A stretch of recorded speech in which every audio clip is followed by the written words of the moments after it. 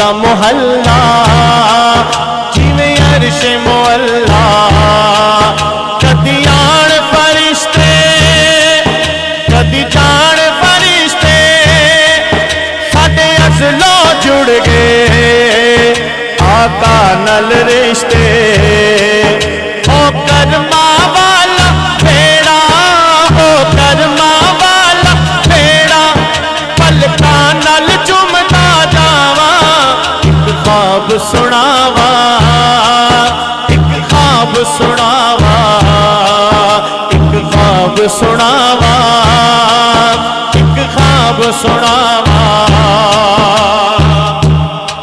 اللہ کریم میں مدینے ہو کے آیا میری دعا ہے اللہ سارے نو بلاوے ہاں کوئی نہ روے تے ملدا اونوں ہی ہے حضرت صاحب بلال جامی صاحب تشریف فرمانے ملدا اونوں ہی ہے جڑا منگدا ہے تے جنہیں منگنا ہی نہیں انہوں کی ملنا ہے توجہ اے مل کے دعا مانگ لو سارے رب لے گیا مینوں جد شہر مدینے ایک حاجی لایا مینوں کٹ کے سینے کدی پیواں زمزم کدی پڑھا نمازاں میری پہنچ جتھوں تک میں دیاں نیازاں میرے آقا پل وچ سنیاں رب سونے پل وچ سنیاں میرے دل دیاں صاف دعاواں ایک خواب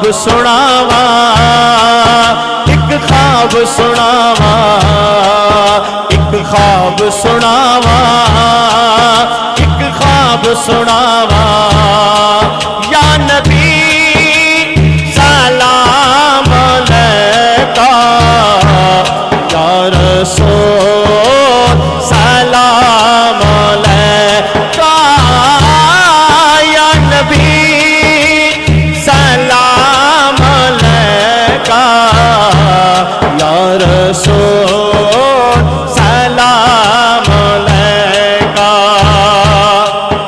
آقا دا بیڑا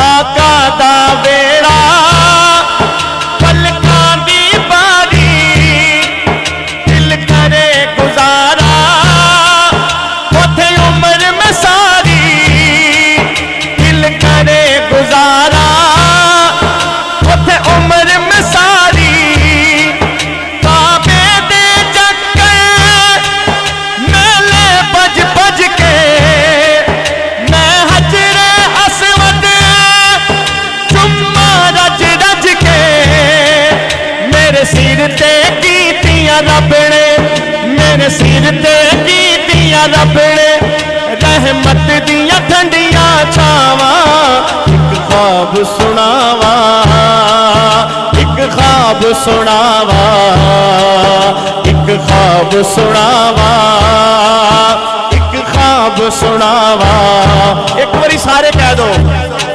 یا نبی سلام علیکہ یا رسول سلام علیکہ یا نبی سلام علیکہ یا رسول سلام علیکہ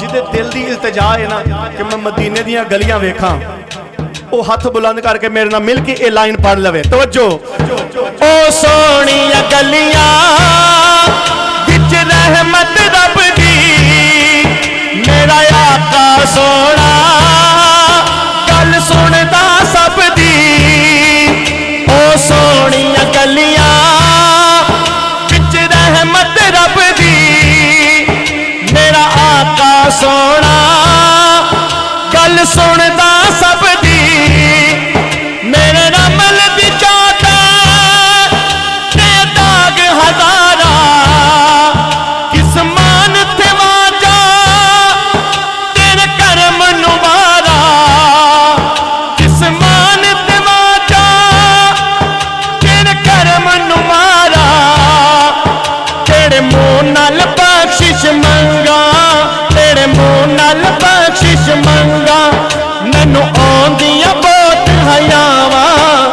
ख्वाब सुनावा, एक ख्वाब सुनावा, एक ख्वाब सुनावा, एक ख्वाब सुनावा। ना अमीरां दी गल है, ना अमीरां दी गल है, ना वजीरां दी गल है, ना अमीरां दी गल है, ना गरीबां दी गल है, मदीने च जाना नसीबां दी गल है। और मैनू शौक मदीने जावन दा, मैनू शौक मदीने जावन दा, मेरे दिल विच हसरत होर नहीं। मैनू शौक मदीने जावन दा, मेरे दिल विच हसरत होर नहीं। पर सोनिया तेरी मर्जी है, साजा ते कोई जोर नहीं। मेरे सोनिया तेरी मर्जी है, साजा ते कोई जोर नहीं। मैनू शौक मदीने जावन दा, मेरे दिल विच हसरत होर नहीं। सुभान अल्लाह। एक माँ दी शान दे दो तीन मैं शेर पेश करना। अल्लाह अमल दी तौफीक अता फरमाए। जिन्हां दे वालिदैन जिंदा ने ना, खुदा दी कसम उन्हां वास्ते गोल्डन चांस है। ए गोल्डन वक्त है, गोल्डन चांस है उन्हां वास्ते कि उन्हां दी खिदमत करके, उन्हां दा अदब करके, जरूरी नहीं कि माँ दी खिदमत ही करनी है। हाँ, वो बाप जिहड़ा धुप छां नहीं वेखदा तुहाडे वास्ते, बदल नहीं वेखदा, कुछ नहीं वेखदा, अपनियां सारियां ख्वाहिशात, हाल साहब सारियां ख्वाहिशात बाप अपनियां खत्म करके अपनी औलाद वास्ते निकलदा है। वो सवेरे निकलदा ते रात पै जांदी है, रोज़ सवेरे निकलदा रात पै जांदी है, ते सारी जिंदगी पूरी जिंदगी इसे काम लगा रहिंदा है। ते जदों पुत्तर हुंदा ना जवान है, तो फिर भला की कहंदा है, कहंदा अब्बा तू साडे वास्ते कीता की है, हैं कहंदा अब्बा तू साडे वास्ते कीता ही की है। अस्तगफिरुल्लाह।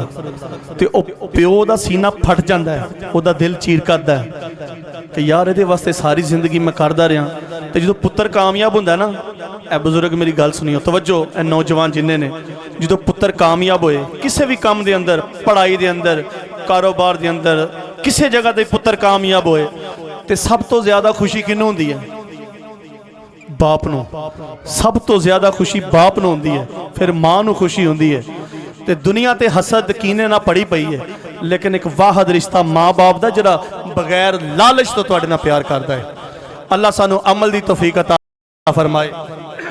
जदों मां टुर जांदी है, शायर लिखदा है,